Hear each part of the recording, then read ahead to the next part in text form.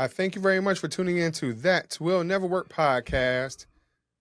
So, you're not failing. You're just facing the same challenges that most business owners do. The difference, some push through, some of us might fall back a little bit. Well, today I have Teresa who's going to show us and share with us how we may be able to push through a little bit. We'll talk about it right after this. Educate, empower, enable, impact. Thank you for tuning in to That Will Never Work, an award-winning podcast where we share inspiring information and personal experiences related to business and the entrepreneurial journey from those who are leaders in their respective field. Now, here's your host, author and business coach, Maurice.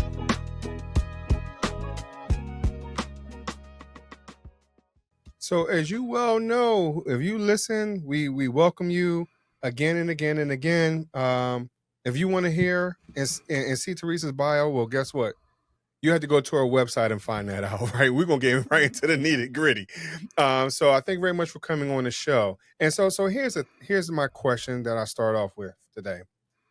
What are the biggest barriers in our business are the outside forces or maybe hidden patterns that we're repeating without realizing it?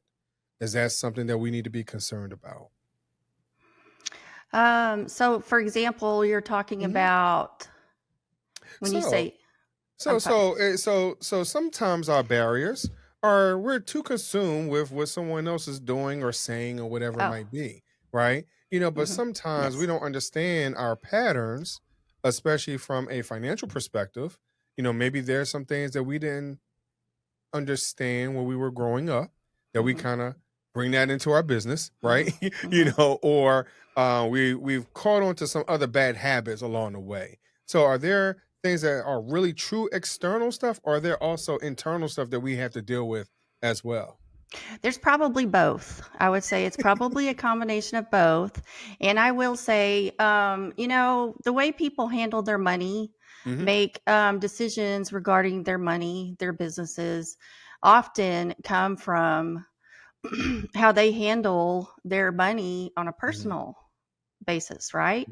They go hand in hand, to be honest. Like, and the way people think about money and their finances come from what they know, what they've learned, growing up, what they've learned or witnessed, like their family, how their families handled money, whatever conversations their family would have about money.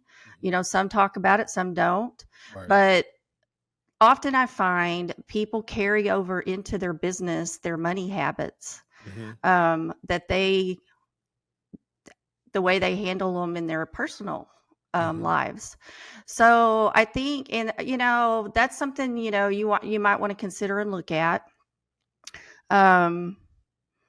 I mean, good or bad, right? It's just what we know. You know what you know, right? Right. And then probably the external factors to that are, yes, you see what everybody else is doing, and everybody's always consumed with what everybody else is doing, right? Yeah.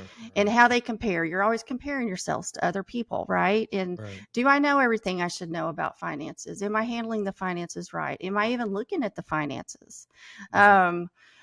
And I like to try to give business owners some new perspectives, new mindsets is what I like to do. First of all, it's your business. I think, do what feels right with you. I think there's a lot of resources out there. Look for credible resources. Don't be so consumed with what everybody else is doing. And if you don't feel like or you're doing as good of a job with your finances as you could, look for credible resources. Look for the people that's what they do for a living, right? They're the experts in that area. Look for those people. They're there to help you for a reason, right? So that would be, I like to say, I came from the corporate world, and large corporations, they don't get to be large corporations because one person did it all themselves, right? They surround themselves. They have a team of experts, on their team that help that company grow and get to where they are. So I Mm, like to try to challenge, specifically entrepreneurs and small business owners. Think bigger. Think like the big mm, corporations. mm, Look for those resources. Surround yourself with those resources, those experts. You will grow faster and get where you're mhm, wanting to go much quicker with less stress and overwhelm. mm. So, first of all, I have to say that you've probably dropped about 100 nuggets in that, right? I get Because excited about, what I talk about. and I'm saying that because there's 1,000 ways I could go with this. But there's one idea that I think I have. Because you said something about being credible, right? Hmm. Talking to people that are credible, that Hmm. maybe have done this. And unfortunately, sometimes when we see social media posts and people are posting 100 times a day, we Hmm. think they might be credible. But then also, um, the opportunities that we see of other individuals, who else we might have in our circle that we might feel Hmm. as though are credible. Hmm. But how do we know who to trust Hmm. and who is actually looking out for us? Because a lot of times we go into these situations a little like, hey, all I have is me. Because you said surround yourself, right? Talk to other people. But sometimes we pull back. We think we have to be the only one that handles this. We don't want everybody into our finances and all those type of things. So how do we come off of that wall or from behind that wall and trust people to move us forward? That's a great question. The first thing I will say, a lot of people are, I think, bad about they get advice, from people they know, and it's not always good advice. Hmm. These people are not, they may have good intentions, Hmm. but maybe they're not the best credible, resources to get your advice from. Hmm. And I think I like to compare, to answer your question, I like to compare Mhm. that to a doctor. So a lot of people I've learned are hesitant Mhm. about somebody else on the outside looking at their financials and trusting them for sure. Mhm. Trust has to be earned and built. Um, and the first step in that is looking for the credible professional. Mhm. Credentials matter, Mhm. right? And you want to research them, I think. Do some research, get to where you get, look to see if you feel comfortable with them. Mhm. And then, for example, it's kind of like the same way you go choose a doctor or a physician, right? And that doctor and physician, they're trained to Mhm. do what they do. They're the expert at it. I don't consider myself a doctor by any means. And what I mean by that is I go to a doctor and, sometimes you have to expose yourself Mhm. physically or, um, it's uncomfortable, right? Mhm. But you're doing it because you don't have the expertise to diagnose what's wrong with you. And Mm. somebody who does have that expertise and the credentials to do it, you trust them that they're going to look and properly diagnose and treat whatever Mhm. the issue is, right? Mhm. You don't self diagnose and treat your own medical issues. So, the reason I'm bringing that up is why do people do that with their finances? Why Mm. would you not trust a financial expert to handle your finances? Hmm. And if you find somebody credible, what I like to do with most of my clients, because they do come in brand new, Mhm. I have one on one conversations with the average client probably 3 or 4 times Mhm. before they come in as a client. I think it's a relationship building trust factor, right? It takes Mhm. that time to earn their trust and to make them feel comfortable. Okay, this person sounds legit, like they know what they're talking about. I've researched them. They've obviously helped other people. Right. Um, but it takes time. It's a relationship thing before you earn that trust, and it's Hmm. okay. Take the time. Some of my best clients are my best relationships. They are. Right, right. And I could attest to that, because like you said, you're building that trust, Hmm. and you start to understand that how that person maneuvers through life, Yes. and Yes. then now you can understand, hey, I could best assist you in this way or that. You can still do what you want to do. Like you still want to buy that Hmm. coffee every morning, right? Hmm. But Mhm. And I show that to them too, is, like, I mean, the first thing I do with most of my clients, my giveaway is a free financial assessment. Mhm, But sometimes I have a couple of conversations with them first. mhm, You know, um, I ask them what their challenges are, and I mhm, try to help them with some of their issues. Small business owners, and try to give them some practical, insight, input, mhm, and build credibility that way, right, mhm, over time. And then eventually they're like, yes, let's do this. Here's what I have. Please look at it. mhm. Let me know what you think, how you can help me. They eventually get to that point. And then those are the best clients to have, because you've earned their trust, you've earned Right. and they want to work with you and they want your help. Mm. So you asked a question. Why would it be difficult for someone to trust someone that may have put in 10,000 hours, and whether it's from school perspective or actual work experience? And I think I'm gonna speak from my own personal background. Sometimes when you see it, people mismanage money Hmm. over a period of time. You're not sure of how you can do that. And then you start to, because you saw that maybe growing up, and or those people that you love around you, and then now you go into the corporate America side, and you're living check to check, and now you making a couple more dollars, and you're thinking, hey, you know what, maybe I need to try to manage it, and that's all I know. And then you turn around, you hear in the news, you know, um, this person stole this person's money or whatever it is, Hmm. all this other mismanagement in these bigger organizations. So I think sometimes, because of just so much information, we don't really know how to, again, be in that vulnerable space. Hmm. Because of that, we don't know who to trust because of what we saw growing up, and then what we see on the news. It's not always easy, and then we think that big organizations are always taken from us anyway. That's the thought. So how do we get to that point of just being vulnerable? Sometimes we don't want to show that side of ourselves either. Hmm. Right. Well, so first of all, most of the clients that I work with, I don't directly handle their money. Mhm. Okay. I Mhm. purposely keep separation there for that reason. Mhm. I have no need to personally be able have access to their money, their funds. Mhm. It's more of a advisory type Mhm. service. Mhm. So if you're willing to let me take a look under the hood, if you will, at your finances and let me see what's there. Mhm. What I can do with my expertise is I can show you what's working in your business and what's not. Mhm. There's Mhm. nothing to lose from that, right? You don't Mhm. lose anything from that. I Right. can show you red flags. I can show you some opportunities you might be missing. I can show you, most cases, I can show them, look, I can help you add $300,000 to your bank balance by the end of the year. And here's how we'll do it. I can show Mm. them that.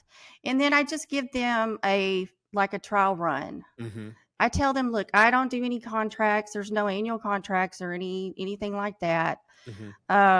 It's a monthly fee, but I tell them, look, give it a try, 2 or 3 Yeah. months. And if you don't see any improvement, then you can cancel anytime. Mhm. And there's nothing to lose. So I'm technically not involved hands on, Mhm. with their cash or their money. Wow. I'm gonna tell you, when you said you gave the statement of, "Hey, give me a try," I could Hmm. probably pull out $300,000, out of thin air. Technically, you're Hmm. making it, but I'll show you where you're where you're losing, right?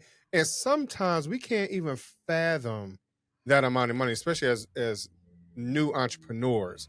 Like, Hmm. how in the world are you going to do that?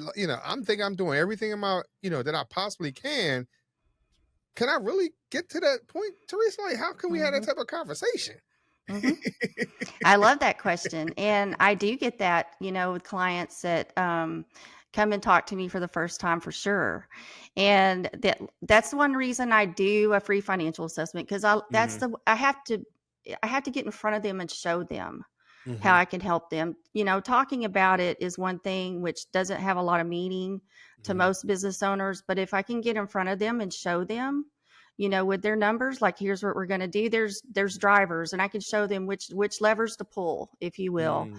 That's going to Mhm. get them the biggest impact, on their cash and their bottom line. Um, Mm. and if you're focused on cash flow, it'll take care of everything else in your business. Mm. It's that simple, and I can show them how to do it. Wow. And I think those are the type of things that we don't always know because everyone, we're coming in because we have a passion for Hmm. something, That's right? right. We're trying to answer a question, and sometimes even though we have the bigger picture idea, well, we want to help somebody and become a millionaire at the same time, but we don't Of always know course. how to make that happen. And I think just what you're offering can make a world of a difference because sometimes we don't see the forest for the trees. Hmm. Well, and business owners, like you're exactly right. They go into business because they're passionate about something, right? Mhm. They're good at what they do, or they have a awesome product. Like, you only need two things to be in business: go into business and stay in business. You need a marketable product or service, and you need cash. Mhm. But you have to have both. And Mm. usually, the person that goes into business, they're good at the first one.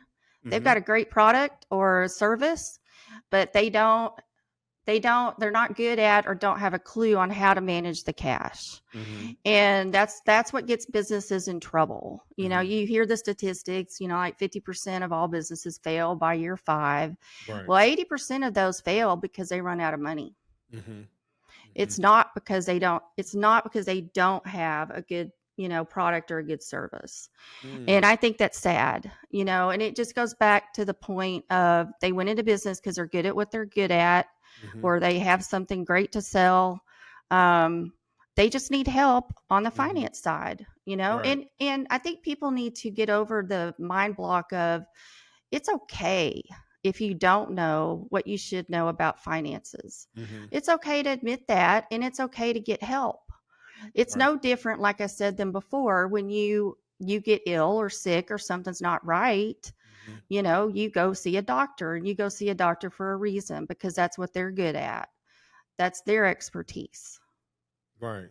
Well, we're gonna start calling you Dr. Teresa because that's who you are for us today.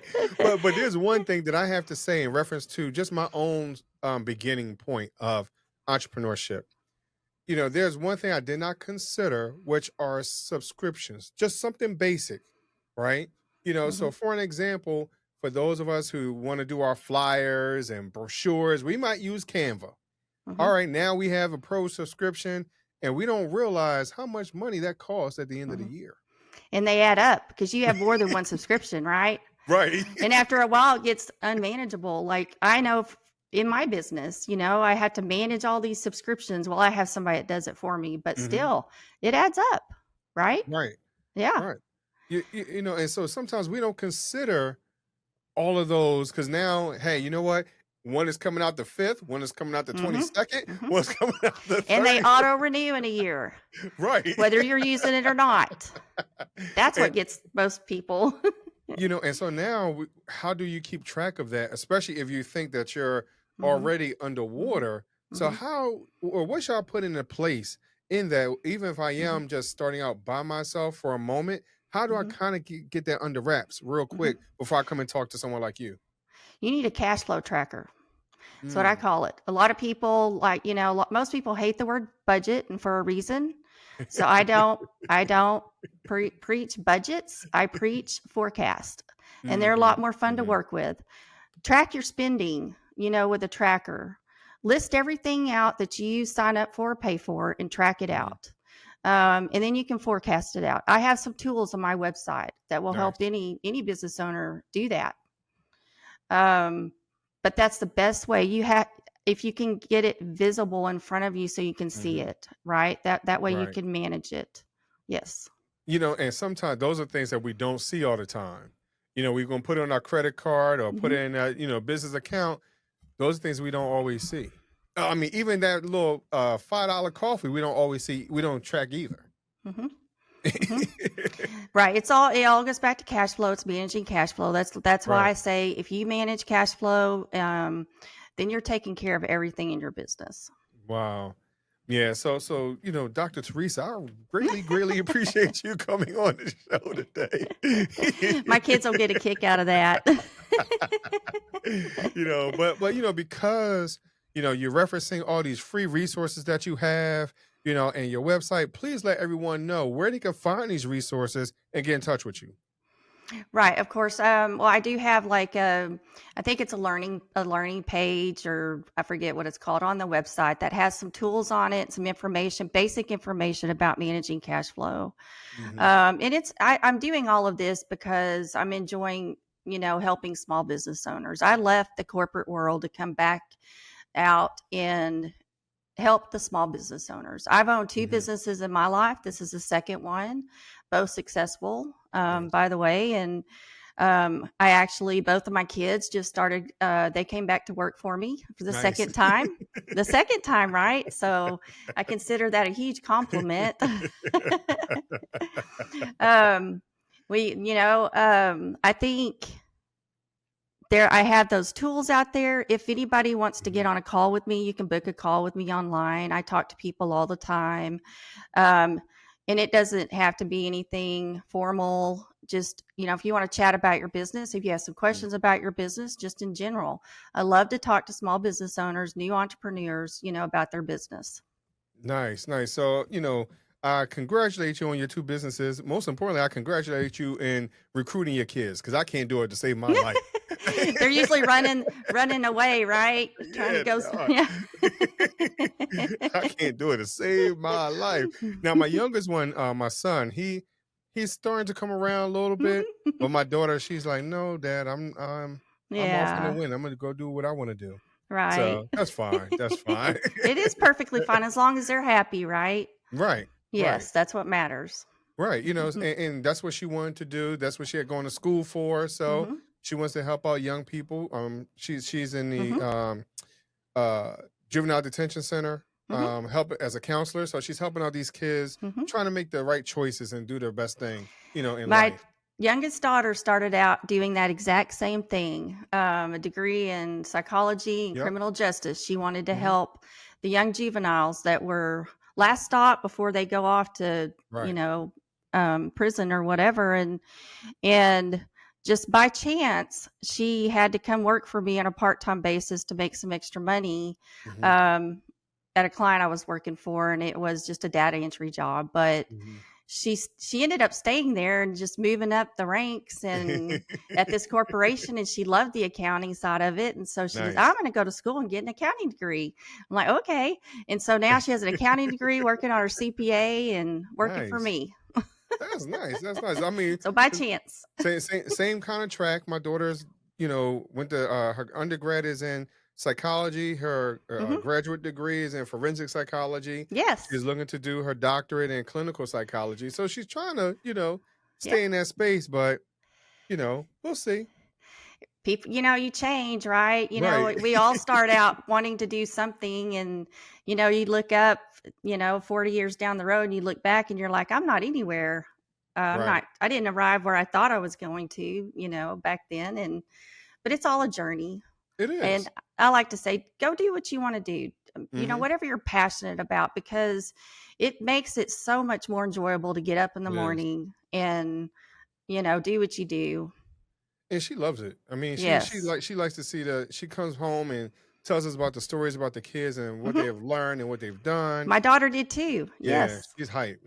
She's really, really excited. And I told her like, hey, as long as you like it, I love it. that's right. So as long as you're happy, That's right. Of course. Yes. you That's what's know, important. right. Yes. Plus you get paid for what you're doing. Why not? Exactly. And I think that's the way every job should be, right? Right. Think about how wonderful the world would be if everybody was doing what they enjoyed doing and got paid for it, because we're all Hmm. different. We all have different talents and skill sets. And, it would be just an ideal world if we could, capitalize on all of those with all the different people, and everybody's doing what they enjoy doing. They're happy and they're making money. Right. Right. Wow, Yeah. Teresa. I appreciate you. Again, see, these are the type of conversations that people need to have, right? In order for you to Yes, understand where they are financially, what's going on. exactly. Yeah, I wish more people weren't so afraid to talk about their finances Hmm. or, to open up and share things, with other people that have a little bit more knowledge or experience, right? Right. Right. In business. Yes. Yeah. I mean, there's a lot of great mentors and leaders out there for sure that, you can definitely get some good, credible, information from. Right. Wow. Wow. Well, thank you very much Good. for coming on the show today, Teresa. Oh, thank you. I enjoyed it. You're Sure, no very easy to problem. talk to. Thank you. Thank you. Well, before I let you go, though, I gotta ask you my would you rather question.